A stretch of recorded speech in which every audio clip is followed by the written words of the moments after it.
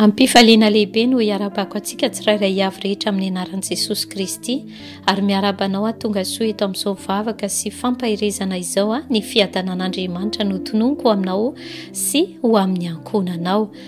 Ampifaliana ary tena ampitiavana hatrany no izarako aminao ny afatr'Andriamanitra amin'ity androany ity. Alohany andraisantsika izany dia manasanao hiaraka hivavaka isika.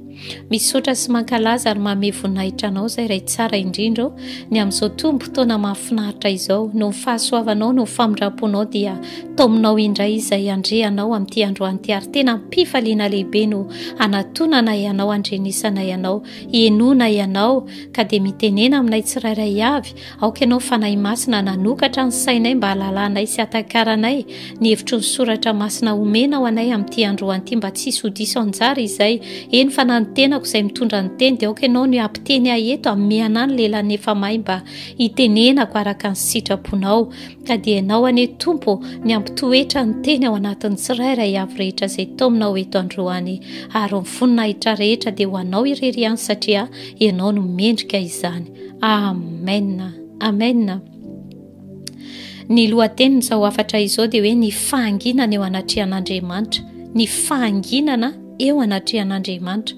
Voalohany indrindra ry havana, ny fahanginana dia mariky ny fanajana, mariky ny fahatahorana, mariky ny fahendrena. Ny fahanginana ihany koa dia mariky ny fanetretena. Raha natadidy isika tamin'ny vavaka sy fampahirezana ny amin'ny hoe makafy fotoana ienonan'Andriamanitra dia ny resaka isika ny tantaran'i Maria sy Marta. Fa i Maria dia hitantsika fa ny safidy izy mipetraka teo an-tongotry Jesosy Kristy ny haino azy. Ary voalaza ny tenin'Andriamanitra fa anjara tsara izay tsy afaka isorona aminy izany. Jesosy Kristy mihitsy moa no manambara izany. Ary na dia teo aza ny fanompoana izay nataony Marta ho fandraisany an Jesosy Kristy ary fanompoana izay nataony ho an Jesosy Kristy dia nampahafantarany Jesosy Kristy anazy fa ny miaino azy dia tena zava-dehibe indrindra. Ny miaino an Jesosy Kristy, maka fotoana miaino azy dia tena zava-dehibe tokoa. Fomba ahoana moa no ahaizanao miaino raha tsy mahay mangina ianao? Ny olona miaino ry hava-malala dia mangina aloha izy, izany hoe tsy afaka ny hiaino isika raha tsy mangina.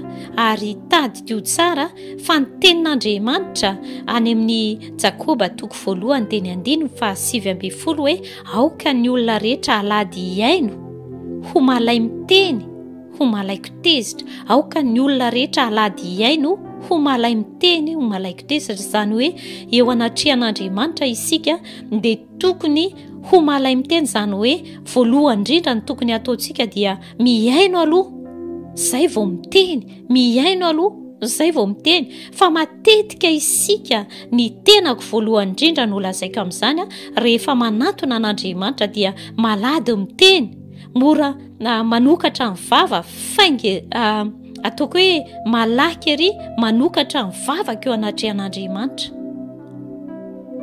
Ary matetika dia tsy mijanona raha tsy efa vita izay teny ambara. Hanika na dia manan-kambara zany tompo dia tsy mare isika. Ary mino fa betsaka isika no ao anatin'izany, tsy ny tenako irery ihany fa na dia hoe misy fotoana tokoa raha ampianarin'Andriamanitra hangina, fa tena sarotra amintsika mihitsy izany hoe maka fotoana izany hanginana eo anatrehan'Andriamanitra. Fa mampianatra antsika Andriamanitra fa ny fahanginana dia tena zavatra lehibe, mariky ny fahatahorana an'Andriamanitra, mariky ny fanetretena, mariky ny fahendrena eo anatrehan'Andriamanitra. Any amin'ny Isaia 5:20 dia mivaky toy izao amin'ny anaran'i Jesosy Kristy hoe raha tsy mbola miantso aza izy dia hamaly aho, ary raha mbola miteny izy dia hieno aho. Raha tsy mbola miantso aza izy dia hamaly aho, ary raha mbola miteny izy dia hieno aho. Izany hoe Andriamanitra amin'ity tenin'Andriamanitra ity dia Andriamanitra efa mahafantatra sady izay zavatra rehetra izay mety hoe entintsika eo anatrehan'Andriamanitra.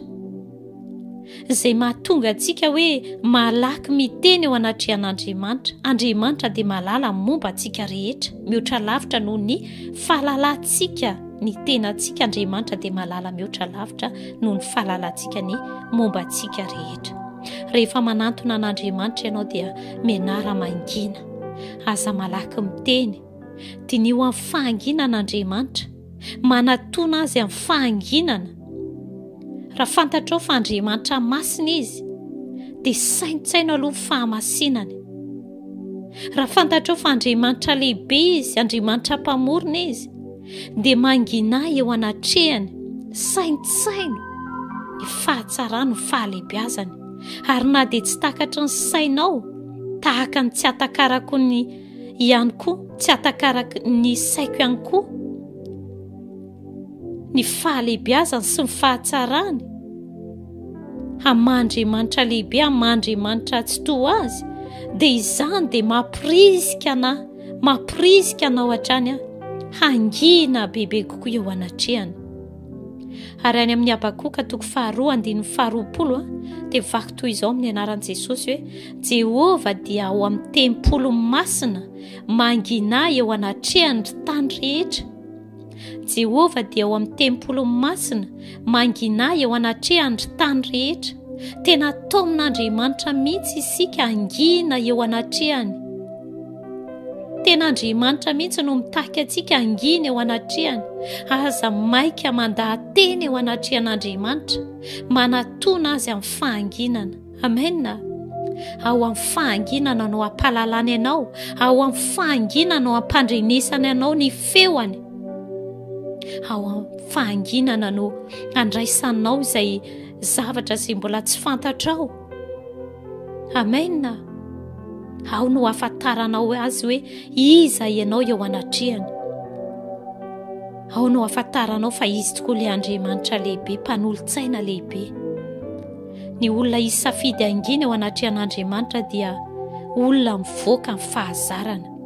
Satria izao sy ianao dia zatra. Izany hoe zatra loatra miteny, sarotra amin'asy ianao izany hoe angina izany, kanefa mila mivoaka amin'izany izasy ianao. Mila misafidy zasy ianao angina eo anatrehan'Andriamanitra. Amen. Satria ny fahanginana dia manambara ihany koa namariky ny fanajantsika an'Andriamanitra. Indraindray isika mieritreritra fa isika no mahay no Andriamanitra. Diso be izany fa Andriamanitra no mahafantatra antsika mihoatra no fahalalantsika ny momba antsika. Rehefa mangintsika eo anatrehan'Andriamanitra dia eo no hampahafantariny ianao ny zavatra izay mbola tsy fantatrao. Rehefa mahay mangina isika dia hampandrenesany ny feoany. Amen. Ka dia ny fanahy masina no hampahera antsika hatrany, hampirisika antsika hatrany hangina eo anatrehan'Andriamanitra. Hiaraka hivavaka isika. Misaotra betsaka anao tokoa izay iray tsara indrindra ny amin'izany teny mahafinaritra no menao anay izany. Misaotra anao izay satria ianao tokoa ilay Andriamanitra izay tomponay, Andriamanitra mahalala, mahafantatra ny momba anay rehetra. Ary araka ny teninao Andriamanitra fa raha mbola tsy miantso aza izay dia mamaly ianao. Ary raha mbola tsy miteny izay dia fa mihaino ianao. Iza tokoa ny Andriamanitra tahaka anao. Hampianaro izay mba hangina eo anatrehanao, mba hiampangina momba anay rehetra, satria manakambara aminay. Tsy izahay ihany manakambara aminao fa ianao ihany koa dia manakambara aminay. Ka dia hampianaro ny tsirairay avy rehetra, hampianaro izay fanahy masino, hamporisio ny fanahinay hangina eo anatrehan'Andriamanitra. Dia misaotra indrindra ny amin'ity androany ity. Voninahitra ny edy ho anao irery ihany. Amen. Amen.